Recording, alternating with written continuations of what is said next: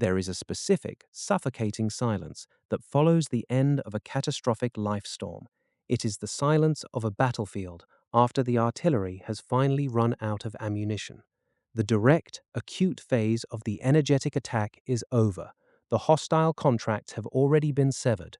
The toxic partners have exited the theater of operations, and the immediate, terrifying chaos has subsided.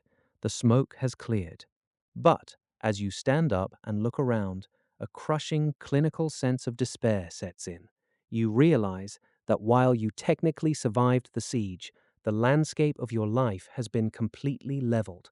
Your financial engine is cold, your professional networks are stagnant, and your physical body feels like a hollowed-out shell. The worst part of this transition is not the material loss. It is the total, terrifying evaporation of your internal compass. You look into your future and you see absolutely nothing. The goals that used to ignite your ambition for the last decade feel completely dead, like empty plastic concepts. The strategies that used to make you wealthy now feel meaningless. You try to push yourself forward, you try to apply the old discipline, but your internal engine refuses to turn over. You are caught in a grey, heavy state of existential limbo, paralyzed by the question, when everything you were has been burned to the ground, how do you find the path back to reality? Most spiritual guides will tell you to simply meditate, think positive thoughts, and wait for the universe to heal you. That advice is an insult to your intelligence. Positive thinking cannot rebuild a shattered infrastructure. When a high-voltage system suffers a catastrophic ground fault, you do not pray for the electricity to return. You put on your gear, walk into the wreckage, and systematically re-engineer the grid from the absolute baseline. This broadcast is not a soft sermon of comfort. It is a strict, clinical, and mechanical blueprint for human reconstruction. It is the tactical map designed for the independent mind who has survived an energetic execution attempt and is ready to rebuild their sovereign empire from the ashes. If you are currently sitting on the ruins of your previous life, looking at a broken compass, take a deep breath, lock your attention into this frequency, and subscribe to this channel right now. Leave a solid like on this video to anchor your presence. This episode is a mandatory, non-severable turning point in our sequential reality management architecture. The destruction of your old self is already a historical fact. Now we begin the reconstruction. To rebuild your path, we must first perform a cold, objective autopsy on your current state of exhaustion. The paralyzing lethargy you are experiencing right now is not a psychological weakness, and it is not a lack of willpower. It is a direct mechanical consequence of a drained vital reservoir. During a prolonged energetic confrontation, whether it was a deliberate curse, an intense corporate betrayal, or a systemic siphon from an unmanaged network, your nervous system and your subtle anatomy were running on emergency overdrive. You were burning your deepest, most sacred reserves of ancestral vitality just to maintain your baseline defenses, to keep your sanity, and to stay alive. When the conflict finally stops, your system immediately drops into a state of severe, profound decompression. It is exactly like a deep-sea diver coming to the surface too quickly. The adrenaline drops, the protective tension relaxes, and your vital energy reservoir registers absolute zero. When your reservoir is empty, your brain is physically and energetically incapable of generating a new vision for your life. Inspiration requires a surplus of voltage. If you only have 5 volts of energy left in your battery, and your defense mechanism requires all 5 volts just to keep your heart beating and your mind stable, your system will block any attempt to think about the future. It shuts down your ambition to protect you from burning out your remaining fuses. Therefore, your current lack of a path is not a permanent tragedy. It is a temporary structural defense mechanism. You cannot see the road because you do not yet have the voltage required to illuminate it. The first and most critical mistake made by individuals trying to recover from an energetic collapse is what I call the trap of the phantom siege. Because you spent months or even years in a state of high alert defense, scanning your environment for enemies, traps, and malicious intent, Your nervous system has become permanently calibrated to warfare. Even though the actual attackers have left, your internal radar is still spinning at maximum speed, looking for the next strike. You wake up in the morning and immediately feel a heavy knot of dread in your stomach. You analyze every casual email from your clients for hidden malice. You look at the sky and wonder when the next catastrophe will hit your house. This is the ultimate tragedy of unmanaged recovery. The external war has ended, but the internal war has become automated. You are actively projecting the memory of the old attack into your pristine future, creating a phantom siege that continuously drains your remaining voltage. Every single drop of energy you spend checking your perimeter for old enemies, every minute you spend replaying the old betrayals in your mind, and every ounce of anger you hold toward those who sabotaged you is a direct, treasonous theft from your reconstruction budget. You are literally funding your past executioners with the currency of your future recovery. To find your path, the very first tactical step is a brutal, unconditional shutdown of the defense grid. You must declare the war over, look away from the wreckage of the battlefield, and force your entire attention onto the empty, unwritten ground in front of you. When an energetic fortress collapses, it doesn't just destroy your bank account or your relationships, it shatters your impulse generator. In a healthy, uncompromised human being, the impulse generator works automatically. You see an opportunity, a spark of desire ignites in your solar plexus, your mind translates it into a strategy, and your body moves into action. It feels natural, light, and effortless. But after a major energetic intervention, that beautiful mechanism is shattered into fragments. You look at a multi-million-dollar business opportunity, an opportunity that would have made you leap out of bed 6 months ago, and you feel absolutely nothing. You try to feel excited, you try to simulate the old ambition, but your chest remains cold, heavy, and completely numb. This numbness often triggers a profound wave of existential panic. You begin to believe that you have permanently lost your edge, that your talent has been stolen from you, and that you are doomed to remain a broken, uninspired ghost of your former self for the rest of your days. Let me correct this dangerous illusion right now.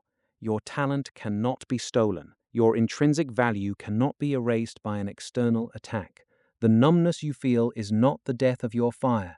It is simply a protective layer of thick, cooling ash covering the embers.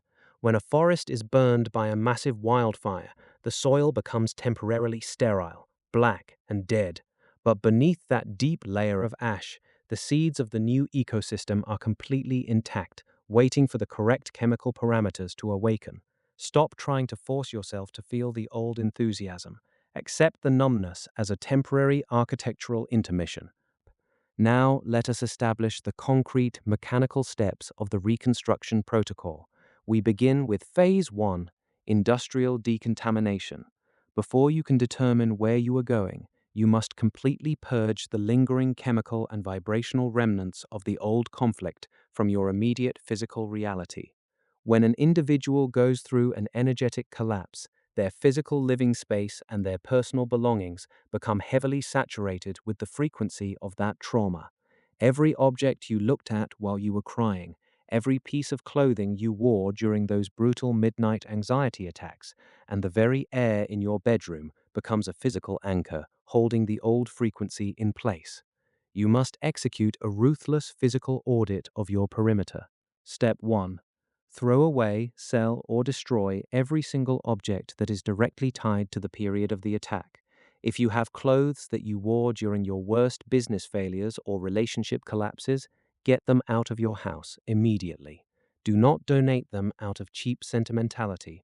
Burn them or discard them. They are contaminated capacitors. Step 2. Change the layout of your environment. Move your bed to a different wall. Reconfigure your desk. Repaint the room if necessary. You must break the familiar geometric tracks that your brain uses to re-trigger the old state of panic. Step 3. Execute an intense, deep cleaning protocol using natural, high-density clearing elements. Wash your floors with coarse sea salt to absorb the static emotional dust and burn clean, dry herbs to reset the atmospheric baseline of your home. You are creating a pristine, neutral canvas. You are clearing the construction site so that the new foundation can be poured without mixing with the old mud. Once the physical space is decontaminated, you must immediately transition into phase 2, the isolation filter. During this period, which must last for a minimum of 21 days, you must place your social existence into a strict, uncompromised quarantine. When you are empty and looking for your path, you are in an incredibly vulnerable, hypersuggestible state. If you open your perimeter to the opinions, advice, and casual judgments of well-meaning friends, family members, or casual business associates, they will fill your empty space with their fears, their limitations, and their projections. They will look at your temporary stillness and label it as a permanent failure, and their low-frequency observations will lock you into the concrete of your crisis. Cut the noise. Minimize your communication to the absolute bare mechanical minimum required to survive. Shut down your social media feeds. Stop explaining your situation to anyone who is not directly funding your recovery, and stop looking for validation from the outside world.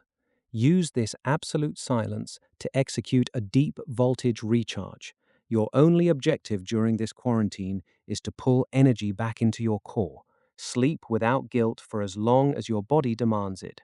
Walk for miles through deep, unpopulated nature where the collective human mind cannot touch your thoughts. Drink clean water, eat heavy, grounding food, and allow your nervous system to slowly recalibrate from the frantic frequency of warfare to the deep, steady rhythm of the earth. You are not losing time. You are assembling the fuel required to launch the rocket. After the recharge, when you feel the very first subtle signs of returning physical vitality, you enter phase 3, the rules of microtraction. This is where most ambitious individuals fail because they attempt to jump straight from the bed of recovery back to the steering wheel of a massive, multi-million-dollar strategy. They try to formulate a massive 10-year plan for global domination while their compass is still broken. And when they inevitably fail to find the answer, they fall back into the pit of despair. Hear me clearly. You cannot find a massive path through abstract thought. You can only find the path through action. But when your infrastructure is fragile, you must utilize the law of microtraction. You do not build a skyscraper in a single day. You lay one clean, perfect brick with absolute engineering precision.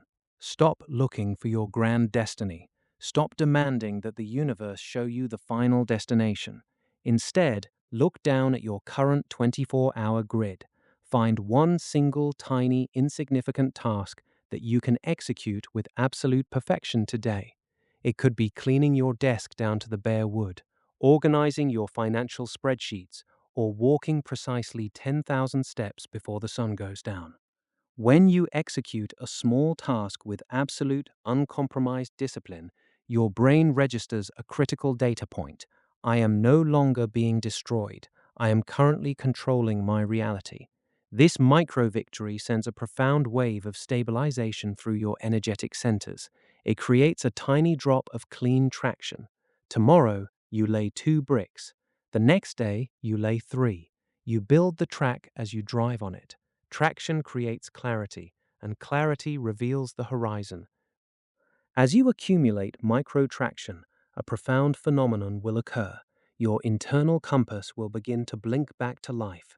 But as it awakens, you will notice that it is pointing in a completely different direction than before the collapse. This is the exact moment where the drama of transition reaches its peak. Many people fight this recalibration. They look at their awakening desires and feel terrified because they realize they no longer want their old business. They no longer value their old social status, and they no longer care about the validation of their old networks. They try to drag themselves back into the old tracks, crying, "But I spent 10 years building that identity. I have to go back to being that person." You cannot go back. The person you were died in the attack. The old identity was structurally fragile. That is exactly why the universe allowed it to be dismantled. The attack was not a chaotic accident. It was a brutal evolutionary pruning mechanism designed to incinerate a version of you that had already reached its maximum evolutionary cap. The new compass is aligning you with your core emission, your authentic, uncompromised blueprint that is free from the artificial demands of social vanity and ego survival. If your new compass is telling you to build a quiet, highly focused boutique enterprise instead of a massive, chaotic corporate empire, do not fight it. If it is telling you to isolate yourself from the crowds and work in complete obscurity for the next 12 months, follow the command with iron discipline. The new path may look smaller to the uneducated eye, but it possesses a structural density and a financial resilience that your old life could never dream of achieving. You are upgrading from a fragile glass palace to a solid granite fortress. Now that we understand the internal mechanics of the protocol, let us establish the strict, long-term defensive safeguards that you must install on your new infrastructure to ensure that an energetic collapse never occurs again. When an architect rebuilds a structure after a catastrophic failure, his primary objective is to reinforce the specific vulnerabilities that allowed the collapse to happen in the first place. First, you must implement an absolute ban on early-stage emission disclosure. When you begin to build your new path, your new projects, and your new financial channels, you must keep them in absolute, impenetrable secrecy. Do not post your early victories on social media. Do not brag about your incoming contracts to your peers, and do not discuss your strategy with anyone who is not actively building it with you. Early stage energy is soft, vulnerable, and easily scrambled by the casual envy of observers. Build in the shadows until your structure is too heavy to be knocked down by human eyes. Second, you must install automatic frequency filters around your personal field. In our previous architecture audits, we discussed the heavy tactical shields of black tourmaline and the protective boundaries of labradorite. As you step back onto your path, these assets must not be used as temporary panic buttons. They must be integrated as permanent components of your daily hygiene. Before you enter a negotiation, before you step into a crowded room, or before you launch a major public asset, verify that your grounding wires are connected and your perimeter walls are locked into the grid. Third, establish a daily vital reserve audit. Never allow your personal battery to drop below 30% again out of a false sense of obligation or corporate heroism. If a business deal or a relationship requires you to continuously drain your deepest reserves of vitality just to keep it from collapsing, that structure is a trap. Walk away from it.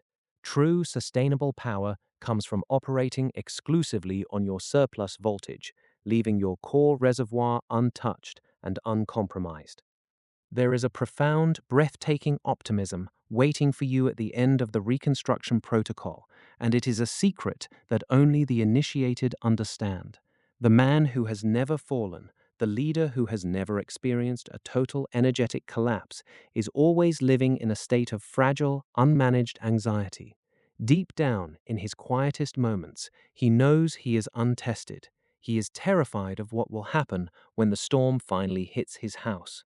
But when you have been systematically dismantled, when you have looked into the pitch-black eyes of absolute ruin, experienced the despair of the void, and successfully re-engineered yourself brick by brick from the bare ground, you become fundamentally dangerous. You lose your fear of the dark. You look at your competitors, your enemies, and the chaotic currents of the world, and you realize that they have already hit you with their absolute worst artillery, and you are still standing. You have survived the execution attempt, decoded the mechanics of the attack, and built an uncompromised, sovereign fortress that is completely immune to their frequencies. The collapse was not your funeral, it was your graduation. Take a moment right now to share this blueprint with a sovereign mind who is currently sitting in the ashes of their old world and needs the tactical map to stand up. Post this broadcast into your private networks, share the data of your own reconstruction journey in the comments below, and verify that your subscription is locked securely into @esoteric.architect.